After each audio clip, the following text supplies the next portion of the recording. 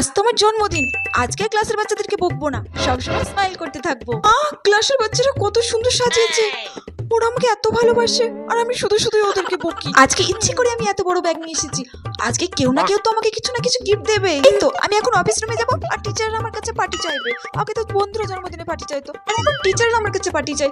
সারা জীবন কি birthday party দিতে থাকবো নাকি? ম্যাম আমরা কেক কিনেছি, কেক কাটি চলো। এরা আবার চকলেট কেক নিয়ে চলে এসেছে।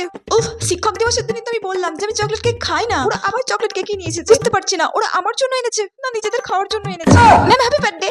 ও তোমাকে ফেভারিট টিচার বলতো, আর ও শুধুমাত্র আমার জন্য একটা পেন এনেছে। ও তোমাকে একদমই পছন্দ করতো না। ও বাবা, ও এত সুন্দর একটা ইয়ারিং এনেছে।